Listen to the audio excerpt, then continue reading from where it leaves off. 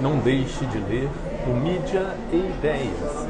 O Mídia e Ideias é um clipping que nós fazemos em cima da mídia tradicional brasileira, bem como da mídia alternativa. E num desses clipes, clipamos um texto de Camila Farani. E Farani lembra um grande amigo meu, Dr. Farani, que foi praticamente meu pai, proprietário da academia de tênis. Puxa, Dr. Farani, saudades do grande líder. Então, Camila Farani escreve: reinvente-se sempre que for preciso. Camila, quando o cenário vai melhorar para as startups? Essa é uma das perguntas que eu mais tenho escutado dos empreendedores nos últimos meses. É fácil entender.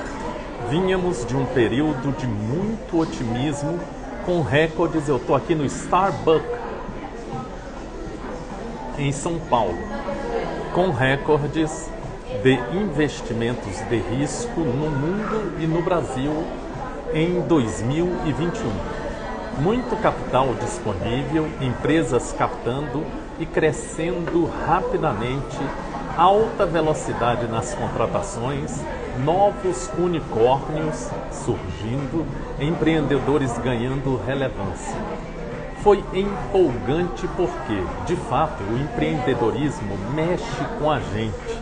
Apostar em um sonho, construir uma empresa, entregar um produto ou serviço que resolva uma dor da sociedade é uma jornada desafiadora, mas muito bonita também. E ver esse negócio escalar a partir dos aportes dos investidores de risco leva esse sonho, de fato, a outra dimensão. Mas agora é a hora de entender que o cenário mudou. No primeiro semestre de 2022, as startups brasileiras captaram 2,92 bilhões contra 5,26 bilhões no ano passado, segundo dados da Distrito. No mundo, a atividade de negócios caiu 23% do primeiro para o segundo trimestre. Guerra na Ucrânia, ainda ativa, inflação, alta de juros. Os investidores seguem capitalizados, mas também mais cautelosos nos aportes. Isso significa que os empreendedores não terão recursos fáceis, o que os obriga a exercer a habilidade de manter o caixa e a eficiência e a dosar bem a estratégia de demissões e contratações. Eu ontem tive que fazer cortes no Cultura Alternativa. Estou me reinventando junto com a Agnes Adussumilho. Pretendemos buscar novos aportes para o Cultura, mas não está fácil. Não é hora de pânico, muito pelo contrário. É de cenários como esse que as empresas que fizeram a lição de casa sairão ainda mais fortes. Ou seja, estou tentando fazer a lição de casa. Provavelmente daqui a alguns anos olharemos para negócios importantes que surgiram nesse período ou que deram uma guinada na direção de um crescimento exponencial. Por quê? Cenários nebulosos exigem um senso de urgência em pensar estratégias vencedoras que poderão dar novos rumos ao negócio. Estou atrás disso, lutando para isso. O foco de todos passa a ser criar caminhos para manter a eficiência e a sustentabilidade. É como na nossa vida, abalos sísmicos nos obrigam a adotar uma perspectiva diferente. Não podemos perder o hábito de olhar e refletir constantemente sobre o que e por que estamos fazendo algo. Já quando o cenário é mais suave, é comum entrarmos no piloto automático. Eu estava no piloto automático nessas viagens todas que eu venho fazendo. E agora vou passar agosto e retorno às viagens provavelmente em setembro, e estamos investindo para buscar viagens ao exterior a partir de novembro, tá? Voltando à pergunta inicial, quando o cenário vai melhorar para as startups? Não sabemos ao certo. Portanto, foque em se separar, em se preparar para que essa jornada lhe impulsione para achar soluções vencedoras. O futuro não está pronto, ele precisa ser desbravado. A Camila Farani, ela é investidora anjo e presidente da boutique de investimentos G2 Capital. Agora, nessa mesma esteira, no nosso clipping, você pode ler o seguinte texto: Encantamento, de Roberto da Mata. Dizem, com endosso de Max Weber, que vivemos num mundo desencantado. Um mundo no qual os milagres sumiram ou foram desmistificados pela ciência e, sobretudo, pelo empirismo que separa o natural do sobrenatural. Estou transmitindo ao vivo aqui do Starbucks, em São Paulo. Bom exemplo disso é a surpresa do célebre antropólogo norueguês Fredrik Barth, com a presença empírica de espíritos entre os Bactamans, cuja sociedade ele estudou em 1973 na Papua Nova Guiné.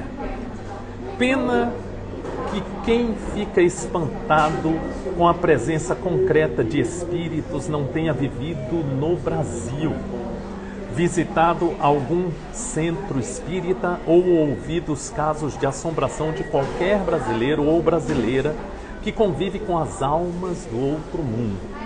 Esses espíritos que rondavam minha cabeça, conforme viu Dona Julieta, médium consumada de um desses centros.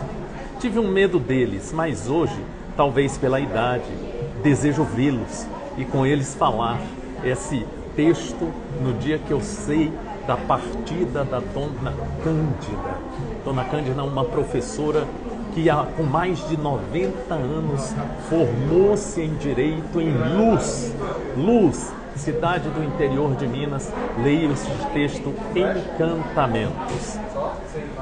Quando escrevi sobre o outro mundo e sua importância na cosmologia brasileira, ao lado do espaço, da casa e da rua, sugeria que a morte até surge como um problema e como um enigma irreparável debaixo da luz do iluminismo, onde ela permanece como um ponto negro, negando a onipotência da racionalidade que se acredita capaz de mudar o mundo, mas permanece impotente diante da dama de negro e de outras ironias que cedo ou tarde nos assombram em inesperados encantamentos. No meu livro A Casa e a Rua, texto de Roberto da Mata, eu abordo essa questão sugerindo que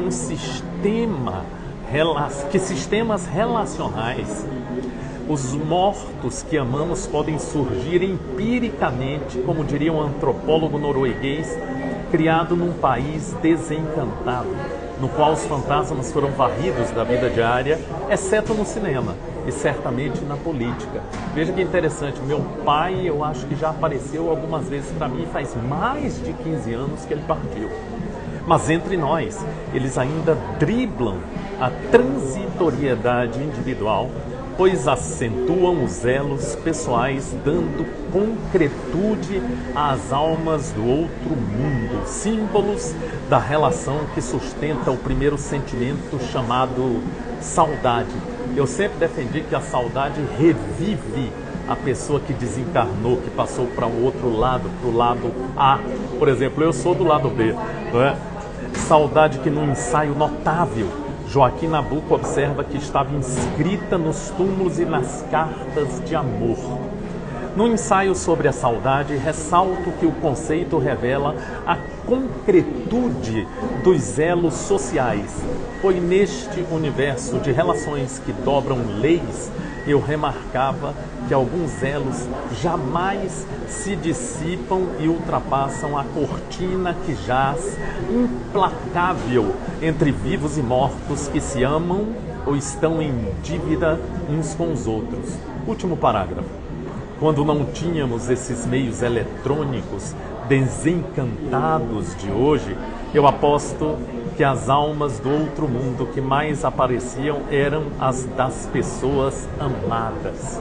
Afinal, cabe a semiconclusão não convidada. Amamos porque sentimos saudade ou é o encantamento da saudade que nos comprova o amor?